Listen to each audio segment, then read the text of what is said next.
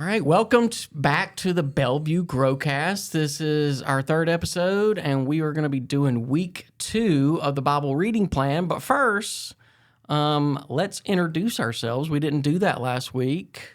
This is Chuck Blevins. Chuck Blevins. I do small group education type stuff around Bellevue, along with Lee Pounds, who has graced us with a new... What do you call that back there, Jason? It's an illuminated logo. That's what I'm logo. calling it. Yeah. And we're just thinking that at least we look good while we're doing it. We may not actually know what we're talking about, but it kind of makes us look more professional. Yes, definitely more professional. Yeah. So thanks to Lee for that. That's right. And if you're listening on just the podcast in your car or something, we do have videos of these podcasts. And so we just wanted to make it easy for everybody. You can watch it on YouTube or Facebook. And so we want to thank everyone for listening the first week and really appreciate that. And we want to acknowledge that some of you are listening that are not connected with Bellevue.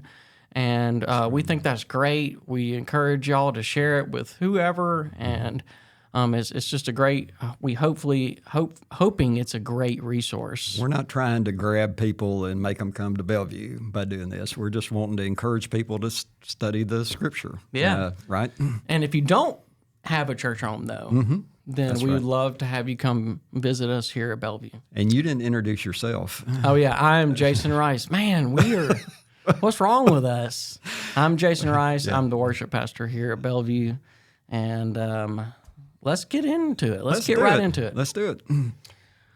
First, my highlight for this week, we were continuing on in Genesis and First Chronicles and some of the Psalms. But my highlight for this week is coming from Genesis chapter 11 and the Tower of Babel story. I love this story.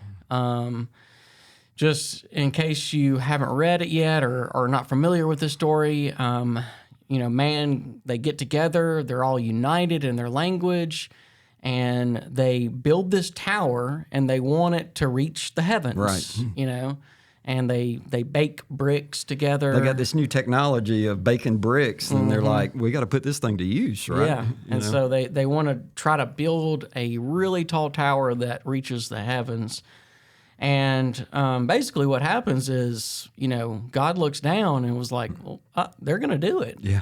It probably wasn't literally going to reach heaven. Yeah. But, it says, it shows that when man is united, like man can really do some amazing things. So God comes down and confuses their language and scatters them. Wow. And what I like about this story is it's the oldest story in the book. I mean, this is basically the same thing that had happened in the garden. Man is setting himself up to try to get power and control apart from God. And that's what man does over and over again. And so, God expelled Adam and Eve because of this, because they wanted to be like God. He expelled them from the garden. And then we see a similar expulsion, from the Tower of Babel. And what strikes me about this story is how we still want to do this. It's in our human nature to want to set ourselves up to have the power and the control, but to do it apart from God. That's right. And so it reminds me of John chapter 15, verse 5 that says, I am the vine, you are the branches. He who abides in me will bear much fruit, but apart from me, you can do nothing. That's right. And that verse is not saying that man can't do anything apart from God, because man can accomplish things apart from God. But what it's saying is there'll be no meaning in it. You'll find no joy or no peace in it. And so, that's where, when we look at the story of the fall of man, and then this kind of similar episode happened in Babel, it's not the remedy of this is not really fully realized until Jesus Christ comes. And that's the ultimate answer to the judgment on man. Because I'm going somewhere with this, I promise. I'm with you. So man is always, we want to do things. We want to produce things because we want somebody to render a judgment on us that says you're good. That's right. That's what they were doing here in with the Tower of Babel. They were trying to do work so somebody would render a judgment on them. They didn't want it to be God. And so, God has rendered the ultimate judgment on us in Jesus Christ. See, God has already made more of us than we could ever make of ourselves. Right. Like we want to work, we want to strive, to get the approval of others. When that's missing the point of the gospel. We don't, like, when we try to work and prove ourselves apart from God, then we're not accepting the gospel. The gospel is not what we should do, but what Christ has already done. Oh, wow. Yeah, I mean, I was just thinking, because you talk about what man can do. In fact, it even says, I believe in the verses, that God says, if they can do this, there's no limit, or paraphrasing, to what they can accomplish. And that's why I've got to, kind of scramble them up a little bit. But it's just a shame that man can't get together. It's a shame that we can't be unified and actually do good things together. But just because of our nature, when we get together and we put our minds to stuff and things that we want to accomplish, we do it with a mindset of, what can I do for me, right? Or what can I do to gain notoriety, for myself? And it's just a shame. And we were just talking a minute ago. It's a shame. It happens right after the story of the flood. we don't learn. No, we just do the same thing over and over again. That's right. That's my takeaway from the Tower of Babel is that we really can't make something of ourselves. That's right. God has already made more of ourselves than we could ever make of ourselves. That's good. So you got a shadow for us, huh? I got a shadow that I looked at, and I was like, I don't quite understand it to start with. It's in the First Chronicles reading in chapter 13, specifically in verse 8 through 10, when David is trying to bring the ark, or is wanting to bring the ark back to near them and celebrate. They're dancing. It says, David and all of Israel were dancing with all their might before God, with songs with lyres, harps, and tambourines, trumpets. And when they came to Chidon's threshing floor, Uzzah reached out to hold the ark because the oxen had stumbled. Then the Lord's anger burned against Uzzah, and he struck him dead because he had reached out for the ark. So he died there in the presence of God. So at first I'm like, well, it seemed as though Uzzah had done the right thing. The ark was about to fall. It's got precious things in it. It was precious to those people. And he just reaches out to steady it, to keep it from falling. And the ark was portable. It was made to be portable. So he's reaching out for that. And at first I'm like, why in the world would God just strike him dead for doing something that in his eyes was the right thing to do? And it was a natural reaction, right? It was just he sees it falling and he moves. He instinctively is doing that. But as you think about it and as you kind of dwell on that, the ark was a holy instrument, right? It was something that God actually resided on the Holy of Holies, and it was very special, and it was really the presence of God walking before the Israelites. And what God is telling and showing to them is, one, he's not the person to reach out and touch the ark.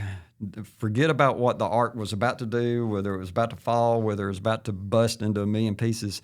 He was not worthy to touch the ark.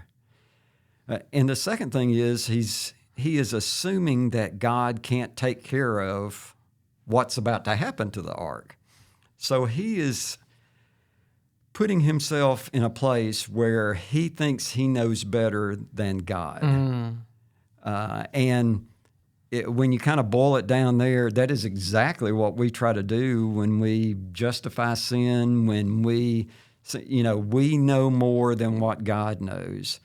And we are messing with the holy things when we don't need to be doing that, and we're thinking that God can't take care of it.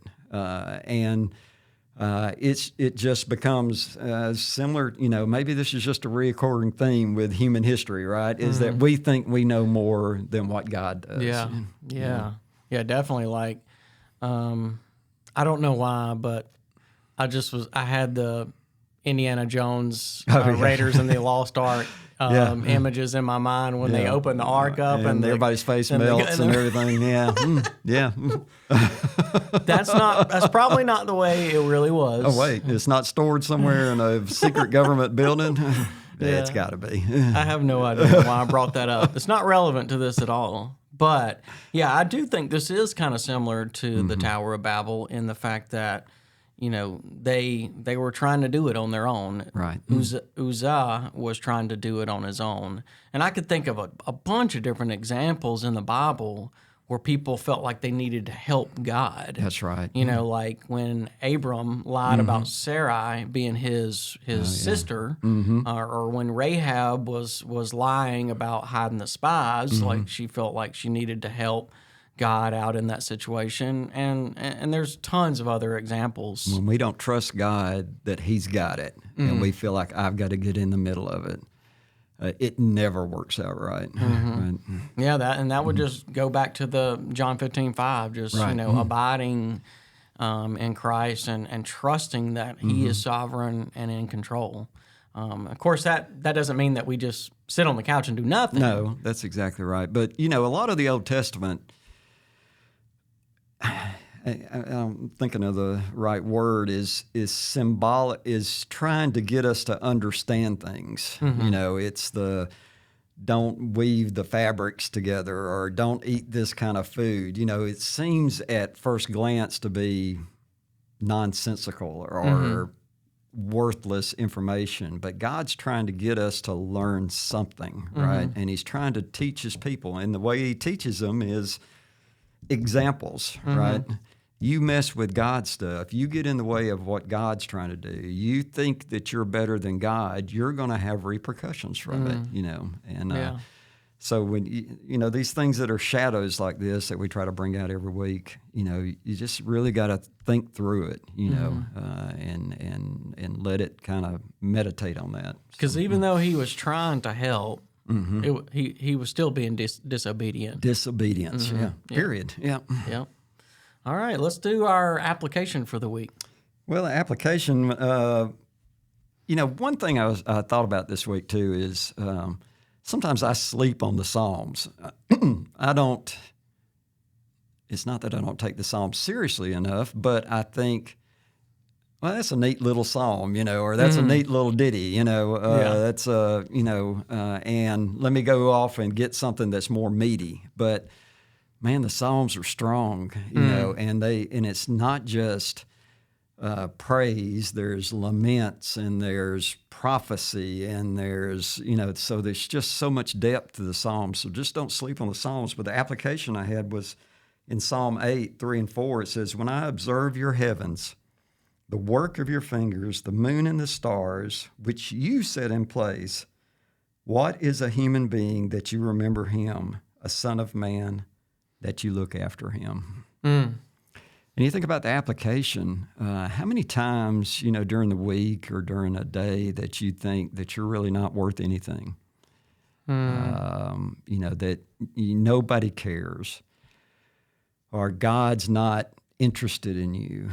I think this verse just speaks to the most powerful force in the universe cares about every intimate fact that's going on in your life. Yeah, I mean, he cared so much that He came down here. That's right. And became one of us. I mean, that is just incredible. And, it brings me back to the whole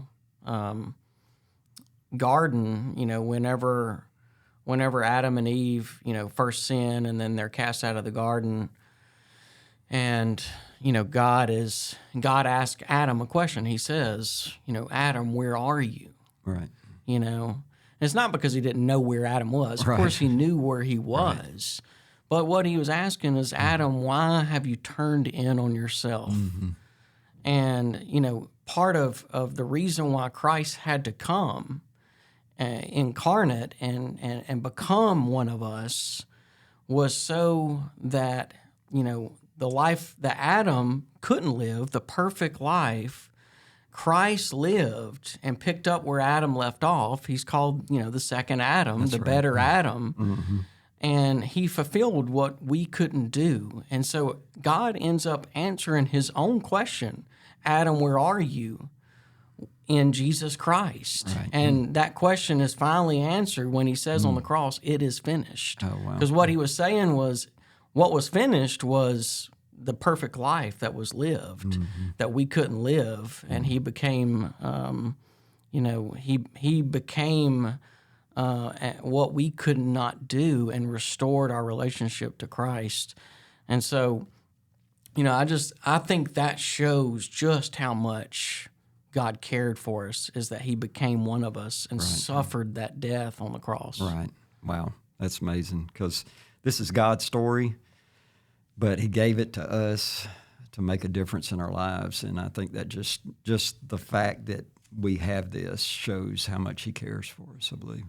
So remember that today, that no matter, what you're going through in life or today or this week or what happened this weekend, that God cares for you and you can cast all your cares upon him. That's right. Thanks for joining us for this episode, and we will see you next week.